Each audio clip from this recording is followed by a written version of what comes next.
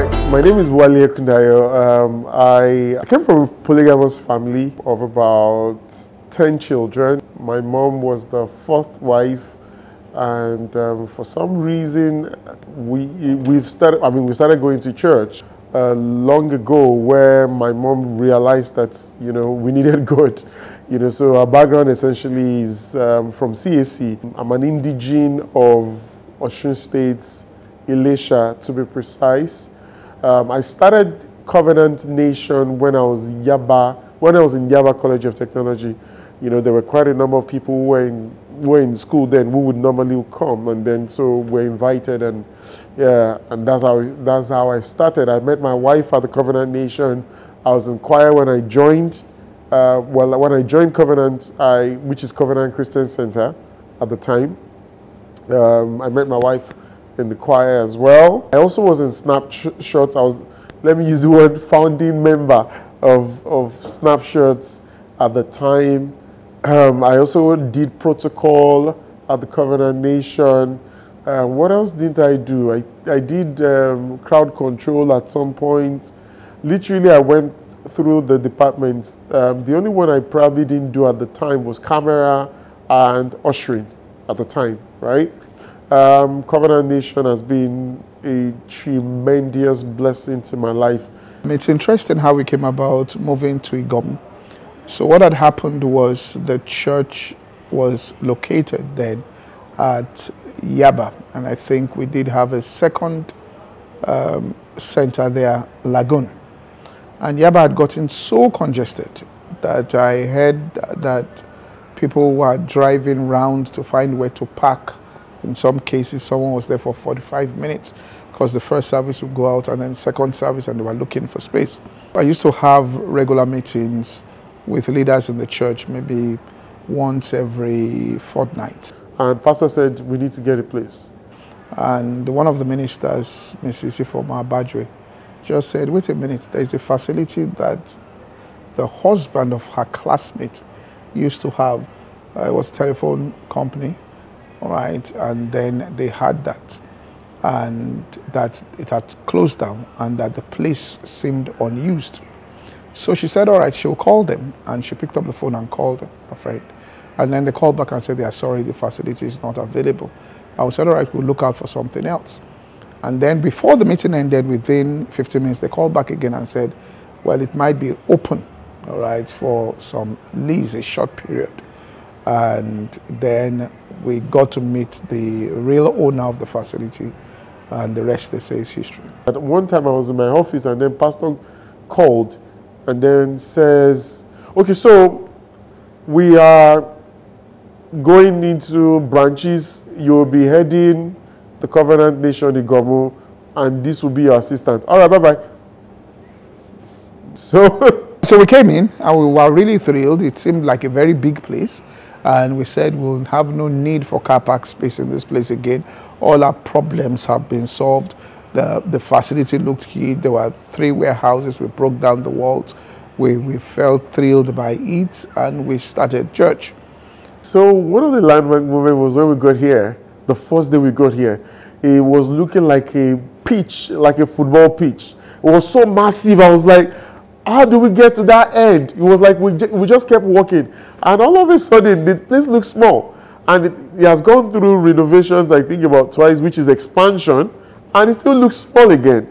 So I think one of the landmarks was, coming from Yaba Church, which is almost like I'm sorry to Yaba Church, but I'm sorry, but it looks like a room, right? But Yaba Church has also expanded, beyond that. I mean, it houses about 1,000 people.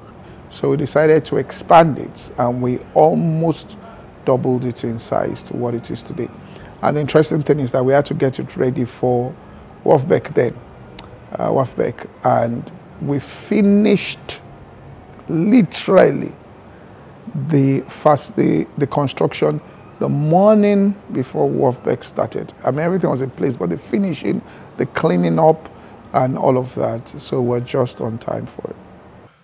How many of you know you're in Covenant Christian Center? Okay, all right. If you're here for the first time, we'd like to welcome you in the name of the Lord. Please turn to your neighbor and say you're welcome to church this morning. I think we started then with just one service. It used to be just one service. Then it grew to 2 services. Then we now have 3 services. There's also service on Saturday. So there are basically 4 services every weekend. And it's been amazing. Then we didn't have midweek service. We always had to go to Yaba for midweek service when it all started. But later we've been having midweek service here in Iganmu, and midweek service itself is a massive, massive service to attend. How I joined church, very interesting story. It's 10 years now, actually. So a Sunday before we moved to Iganmu, I had just moved to Lagos and I was attending another church. And at some point it was difficult keeping up the schedules and all, and I was just asking myself, okay, what church can I go to? What church can I remember? And then I remembered sometime way back I had seen an advert about church where they were doing chapters. I think we're doing the book of Galatians or Ephesians, and then I had seen platform. So I'm like, oh, Covenant. And then I went online quickly and I checked, and this was like 9-ish, and I saw there was still one service left at the Yaba Center. So I got ready and I went to church. That was my first Sunday at Yaba, and it was interesting. And then pastor announced that the next Sunday we're opening Iganmu Center by 4 p.m. and that's how I moved to Iganmu Center, and I've been in Iganmu Center all along. We've been in TCN for 7 years now. We joined TCN together. We joined about 6 months after we got married. We really wanted to be in God's will, and we were, we started our family on what does God want us to do in every area of our life. So I was from a different church, he was in a different church. When we got married, we moved to his church, and then we began, growing and asking God, is this where you want us to be? And we had a place that we thought was the next move for us to go church-wise. But God was telling us Covenant, and it was clear, it was really clear. In fact, we took a 3-week. It was a redirection. We weren't going to church at all. We were staying home and we were praying and seeking God's face because we really wanted to do God's. We wanted to do it right. Yeah, so that 3 weeks was the best 3 weeks of our lives since we got married, because that was when God actually instructed us clearly to come to Covenant Nation. I was supposed to be a minister where I left. In fact, I was supposed to be a parish pastor where I left. I don't want to mention the name of the church. But that was what actually really made us have that 3-week retreat. To decide and prayerfully make a decision as regards where to fellowship. So when God told us to come under Pastor Poju, forget being a pastor in church or being a minister, just come, sit down and listen. That was the instruction, and we've been listening for 7 years now. And since we joined Covenant, it's been evident that we're where God wants us to be.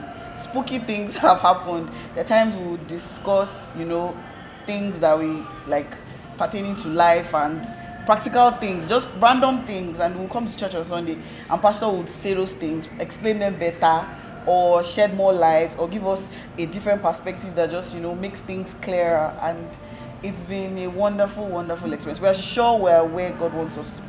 100%. We joined Covenant Nations in the year 2017. We came and we discovered that this church is a faith-living church. And since we joined it, our life has been transformed for better. We joined the church because we have 2 of our children who are here, Edmond Didokoko and his wife. So we joined the church through them. And from there, I think 2 of our children, through their family, they've joined the church. There's something special about this church. Right. Okay, so I've been in TCN Iganmu for since when I was, I think, 6-year-old, if not even more, because I can't remember right now. And it was because of my mom, and she just stumbled on this church coincidentally, it was really coincidental. And then she came here, and I'm here, and it has been amazing growth from when I was 6-year-old to when I was 10 till now. It has been really, really amazing. I know where I was before and where I am now. It's not the same at all. Yeah, I believe COVID has turned out to be a massive blessing for the Covenant Nation. That was the year that birthed the opening of many campuses. I think during that time that we were at home and church was still holding. we moved online, and Pastor Poju was always having one thing or the other to teach us and to preach online. Immediately the regulations were relaxed and physical gatherings became lawful. The physical churches were opened again, and then we're glad to come back to church.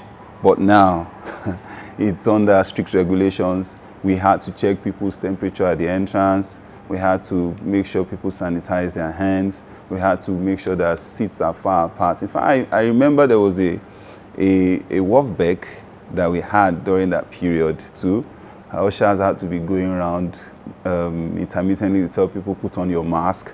So during that time also, baby dedication was not, there were no laying of hands. So the pastor just blesses the children from the pulpit, and then the parents will be the ones to lay their hands.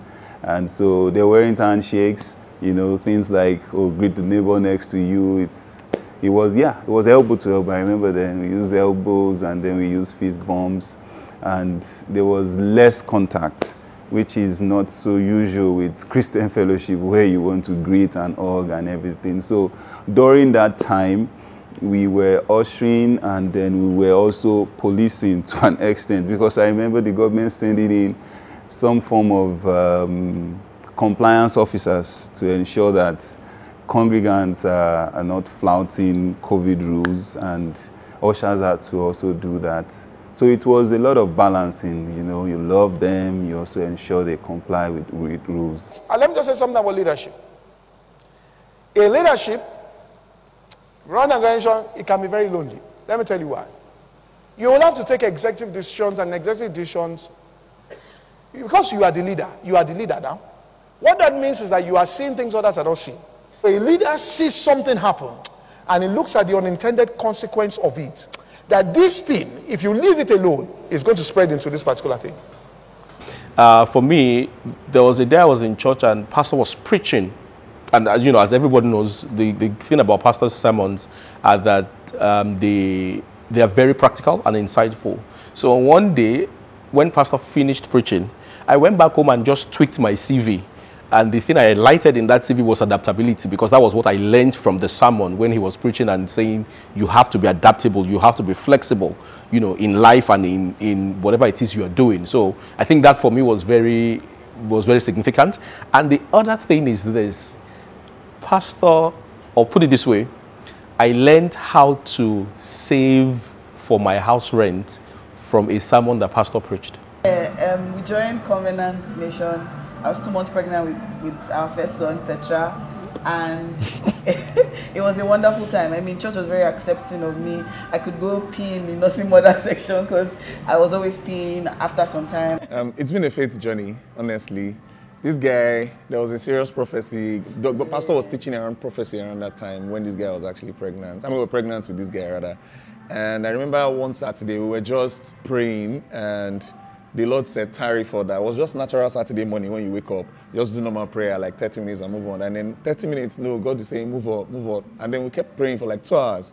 And a word came that there was actually a plan to eliminate this guy. I mean, like it was going to be a stillbirth and all that. And we actually literally did not believe it because it sounded very strange. But because we know how God speaks to us, we actually took the word for it. And at delivery, it was very clear. The summary is, the gynae who did the surgery was telling us that if he had been pushed through the birth canal, that he would have actually come out as stillbirth, because there were so many marks on his face that actually looked at the pelvic bone was already pressing on his face. He was not going to make it. But because that word had come, we had prepared, God had actually really helped us. And like Pastor said, when God speaks a word, you also have to act and all that. And it has really, really been helpful for us. So thank God for him. So my first contact with the Covenant Nation, which used to be the Covenant Christian Center, was 2010 or 2011, when a friend of mine told me about the church, and I attended the word feast. It was midweek then. I came for the word feast, and I listened to Pastor Poju. Honestly, I didn't understand what he was saying, but there's always something you take away and go and be thinking about, and then a lot of things that he said during the sermon will be coming to you and you'll be getting it. So And then thereafter, I wanted to go for youth service. I wasn't sure of joining the Covenant Nation then, so I went for youth service, and during youth service, I practiced something I had then, and it worked. It worked. And so I knew it then that the Covenant Nation was where I should belong to. And so when I came back from youth service, I joined. And so fast forward, when we did our baby first child's dedication here, some of our relatives came. A relative asked me that, what kind of church is this? Are you sure about this church you're attending? Because I don't know what he experienced or what he saw. But I just asked him that, look, just look at me. Do you think that I'm growing? He said, well, it seems so, you're growing. So between that time and now, well, there's no doubt about the growth that has been happening. And I think the fruits are showing, and it's been a pleasure being at the Covenant Nation. We had our first son and we weren't ready for another child, and then we had planned that 2021 May we were going to start trying for another child. And so we started May, and then towards the end of May I expected myself to be pregnant already, and you know, I wasn't pregnant. So I went to the hospital and we did a scan, and the gynae then was saying, oh, you have classic symptoms of a particular condition. And it was really, I mean, we're medically inclined. So from the scan, we ourselves could see that this thing looked, and then we went back like, what's this? Like, this shouldn't be. When I saw the transvaginal ultrasound scan result, it was too glaring that this person whose scan is like this can't conceive again. That's what actually it looked like. There were some symptoms, I don't want to mention the condition, they were classic actually. But when the gynecologist was an Alaja, so immediately she pronounced the diagnosis to us. I just had that prophetic utterance coming out from my mouth, like, my wife does not have this condition, it's not possible. And I'm coming back to show you our pregnancy test results. She looked at me, she smiled like, oh, you guys are just joking, like, can't you see it's so glaring, you guys are not facing reality. Let's start taking the drugs you need to take to make sure that maybe she can actually conceive and all that. But immediately I released that word, we went back to our closet and we just kept declaring that word, that my wife is fertile, she's going to put to bed, she's going to conceive and all that. And when she took the pregnancy test some weeks after and it was positive, I couldn't wait to dash to the hospital to say, hey, the word works. This is classic, the word works here. And then she was surprised actually because the symptoms were clear. Everything was actually like adding up to that diagnosis. So when Pastor talks in church about what the word says and what the word is saying, we have experienced it. There was what medical knowledge says. Thank God I wasn't practicing, so it really, really helped me because I could build faith because I wasn't going to look at all the medical jargons. And then he's a living testimony of that reality. And we thank God for that. So that's fine. That's like child-wise. Like yeah. We've grown in other areas. We've had big breakthroughs, big breaks in areas of our life. We can't even begin to mention it. I think we'll just have to write the church officially on that. So many things that God has actually done for us. We know this is where we're supposed to be. The precision is too clear. So when I joined the church 10 years ago, I was single, lived in a one-bedroom apartment. I just moved into Lagos, but now I'm married, have 2 children, doing well at work, and as the church has progressed, like I was saying, we have progressed with the church. To God be the glory. Coming into Covenant Nation dramatically changed my life, changed the plans or the purposes I thought I had for my life. And so I remember one day Pastor Wale Ekunda, the campus pastor at Iganmu, made a call for if you're a particular age range, you know, to for youth expression and blah blah blah. I was like, I mean, I don't think I'm ready for this. I mean, let me just focus on my focus, right? But he made it 3 times. It was the 3rd time that I said, okay, you know what, I'll just let me just register. It doesn't hurt to being a part of young people and praying together. And that singular act led me into the path of Tribex, which was a major turnaround for me. All right, so the Tribex community, of course, was birthed by Pastor Wale Ekunda. But the interesting thing is, you know, we thought, you know, Pastor Wale was going to be involved with the entire thing, but bro, Pastor is not involved in anything, right? So what we did was we started with a 40-day prayer chain.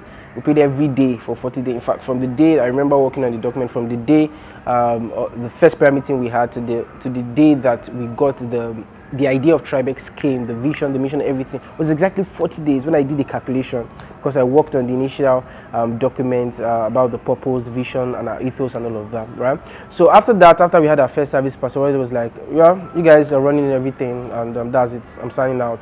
I was like, oh, ow, like why, right? It has been extremely amazing to see that Christianity is not just about yourself.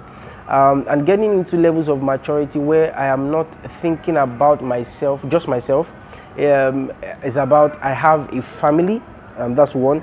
Number two, I have people that I need to lead, I need to disciple. It's extremely amazing. It's stretching, it's demanding, but then the joy comes when I hear people's testimony, not testimony of, oh, this happened to me because you said this, no, of I found this out in the Word of God myself.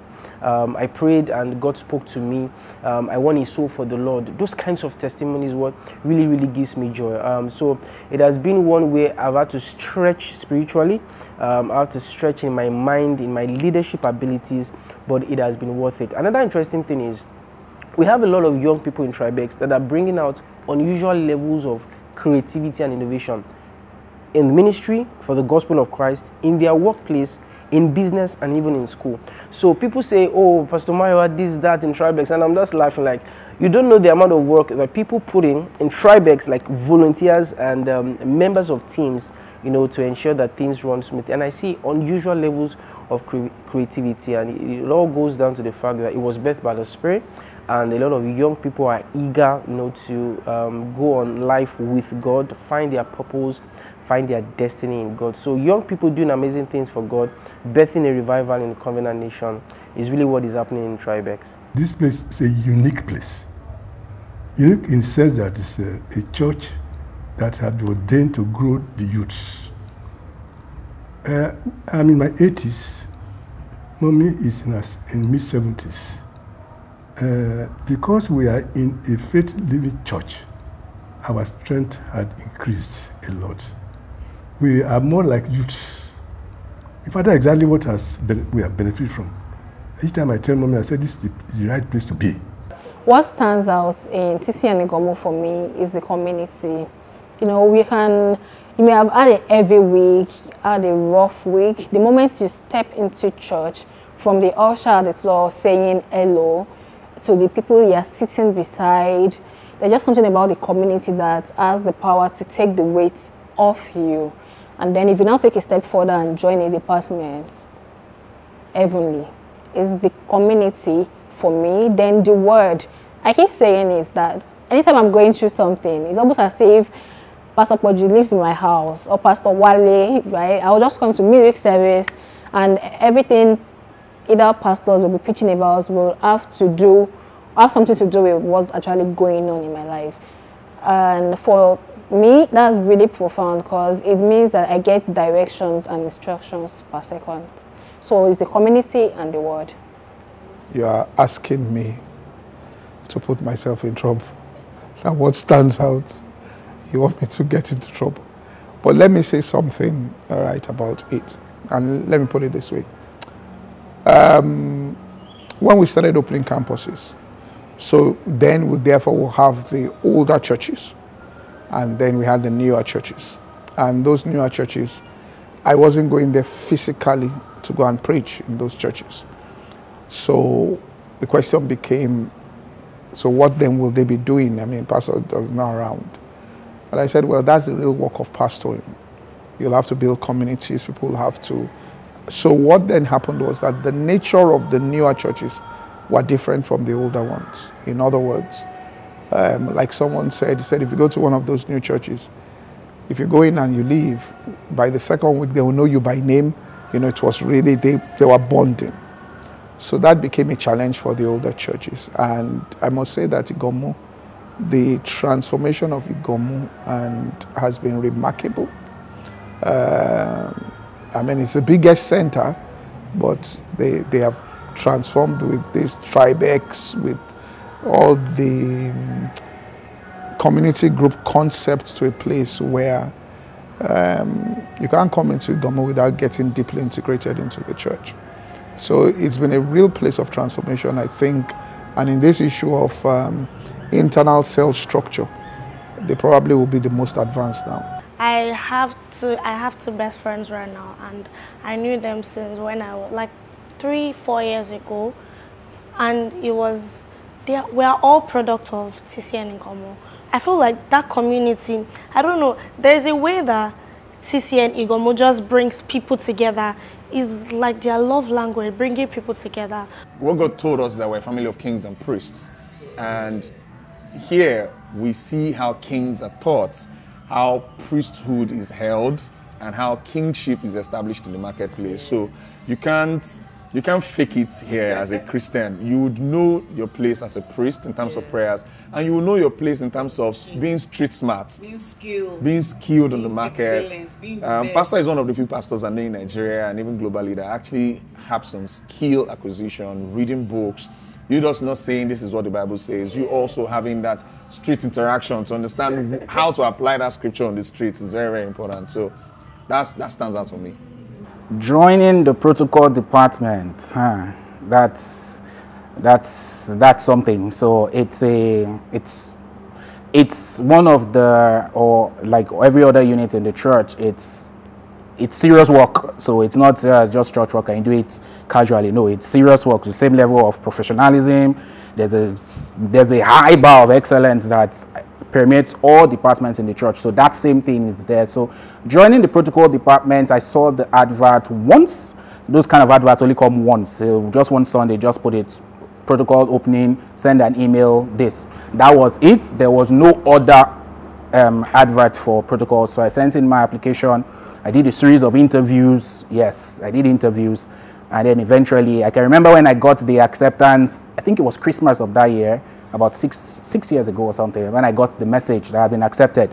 Felt like $1 million, like, whoa, I got into the department. And it's been really, really, really eye-opening to work in the protocol department, because there are things you learn in protocol department and even in working in the church workforce that you can apply in your secular workplace. So the rigor, the planning, and then the bar of execution, and then also the trainings that we come for. There are trainings that pastor organizes. Those trainings, you can literally take those notes and the lessons you learn there and apply it in your secular day 9 to 5, Monday to Friday job, and seamless fit. The growth has been phenomenal because a lot of churches have been born out of Covenant Nation Iganmu, and it looks like it keeps birthing things, and then still we're growing. We're over 4,000 on a Sunday morning, right?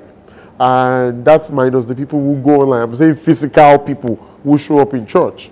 So you look at that and you ask yourself, so all the other churches, so where are they coming from? Because most of the people came out from here, even the Abuja church and all of that. I remember back then when people have to fly over and all of that. So the vision is actually to go to about 10,000, all right, at a certain period of time as a church. And I know we can do it because we have the structure on ground using the United Tribe, for instance, the Sunday school, for instance. Working with Pastor Wale Kundayo as our campus pastor has been amazing. You can't actually join a prayer session that asks Pastor Wale, and you not pray, because there's a way his tongues and his prayer is so contagious. Once you join in, you just start praying too. I just always thought, Pastor Wale pastor is afar off. That's before I knew him. There were some of my friends that actually knew him, but I didn't have any relationship with him then. Like, pastor up there, fine boy, swags, teas, and all of that. As I always started having conversation, I could see that it's someone that understands, like you can actually relate to him. And before you say one or two, he already knows what you want to talk about. Yes, he's a pastor, but even when it comes down to the fine details of things as a young person, he gets it immediately. Shout out to Pastor Wale. Pastor Wale, you're amazing. They're pastors and they're pastors. You are a pastor's pastor. So shout out to Pastor Wale. Shout out to the HODs. I like how there's no air of pride or superiority that comes from any HOD. Everybody relates as though you are family. Shout out to the HOD. Thank you for building teams that actually impact people. Shout out to the content team. I love you guys so much. One of the things that shocked me the most was when I got to Covenant Christian Center at the time, I saw pastor arranging chairs. He will remove his jacket, arrange chairs, on light, off light, and he wasn't trying to be humble. He wasn't trying to be, oh, everybody, can you see I'm a humble guy? No, he wasn't doing that. That's the kind of person he is. So he's granular when it comes to execution. Very granular. If he doesn't like something, you will see him. And you see if sometimes when he's preaching, if the light is not correct, he will tell you this light is not correct. There's something wrong about this thing. You know, he's quite detailed when he's talking about the execution. What pastor does is that he galvanizes his people without you having to know that that's what he's doing.